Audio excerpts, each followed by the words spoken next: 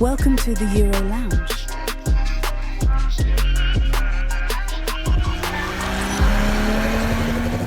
Benny, I think Lamborghinis are garbage.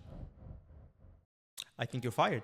I think Lamborghinis are only fast as a byproduct of them being ostentatious. Let me give you a good example to prove you right. We wrapped a Gallardo, if I'm not mistaken. Okay. You got to go back on our page and look at it. Yeah.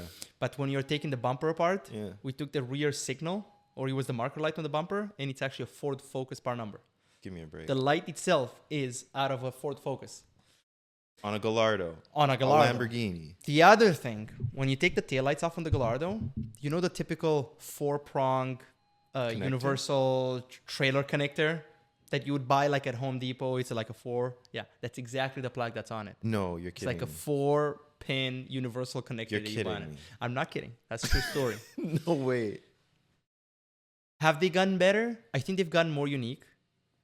I mean, I think they had a period in the early generation for Lamborghini where they were trying to be really unique, really cool. Actually, there's a cool movie Like on the Netflix Countach. about Gallardos. Oh, yeah, really? but even that's a pretty cheaply built car. It's got a name, reputation. And at that time, it was very unique, very fast, Yeah. very desirable vehicle. But I think that if you go now, like if you buy a Huracan and up, they're pretty unique cars. Okay. I mean, they don't use these cheap parts. I think they're very But back in the a day. lot of carbon fiber. Well, there was that generation. I mean, I Yeah. think late 90s to mid 2000s. What do you think is the worst built supercar? Well, let's start with the best. Okay, I mean, what's the best built Koenigsegg. Koenigsegg. Yeah, those are my favorite. I mean, I've watched the history of how they got developed and how they were built, and they're really, I mean, we can get into the details, but that's my favorite supercar to watch. I think It's I'd very have to interesting agree to with see you. them perform and interesting to see the technology in their gearboxes and everything that they've achieved, the aerodynamics. It's cutting edge. It's cutting edge. Every Yeah, single thing. everything. Yeah. And The it's all worst- bespoke. Like they make everything from scratch. They do. Oh, yeah. Yeah. And it's only, they make a handful of things. Yeah. Like we need 30, we're building 20 cars, we're making 25 parts. That's it. And that's it. Yeah. It's crazy. The worst supercar? I'm not a hater. Oh, come I love all on, supercars. Benny. But I think McLaren has a pretty bad name. Scratch that? No.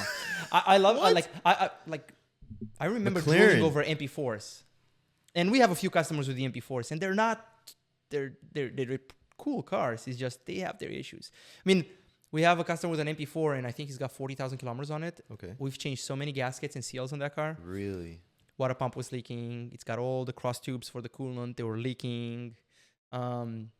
We changed the AC condenser. It corroded. That's not necessarily the car's fault, but Yeah. I mean the way it accumulates all the leaves on the side. But that's generally for most of the supercars. But we changed a lot more seals on that car Than than any any other other supercar. supercar that we've ever worked on. Wow. Yeah. McLaren. McLaren. So modern McLarens are garbage. Again, that was an MP4. That's a earlier guess it's- generation. But it's still modern-ish. Like It's an MP4 Plus. modern-ish. Yeah, it's not the 70s or 80s, but No. Wow. That's not what I expected, what do you think Benny. the worst supercar is? I would probably go with Lamborghini. What? That's the worst supercar for you? Yeah, I don't think they build them with performance in mind. They do now. I'll say that. They do now, but the internet's going to flame me for this. They are. They are. Yeah. But Lamborghinis are meant to be obnoxious, and with them being obnoxious and shouty, they give them a big engine, and their speed is a byproduct of that ostentatiousness. Best supercar ever. This is going to catch some heat because it's What? not a supercar. Best car ever is the Audi R8. We know you love the R8. Oh, yeah. But people are going to hate it because it's not a supercar. Why is it not a supercar? Is You it get a it with the supercar? Is it not a V10. Come on. supercar? Even the earlier gen, the 8. I think it's an exotic. I don't even know if you can call it an exotic. Is the Audi R8 a supercar? I think so. You think so? Yeah. Then it's the best supercar ever. Why? Why is it the best supercar ever? Because we have parts on the shelf for that car. because they're interchangeable with so many other Audis. So I'm then it's talking about not the a supercar. V8 more interchangeable than V10. V10 was a lot more unique. Okay. Um, Is it reliable? very reliable. Yeah. That is a car that you can take, a supercar that you can drive up to 400,000 kilometers on regular Wow. maintenance. With the V10 or the V8? V8.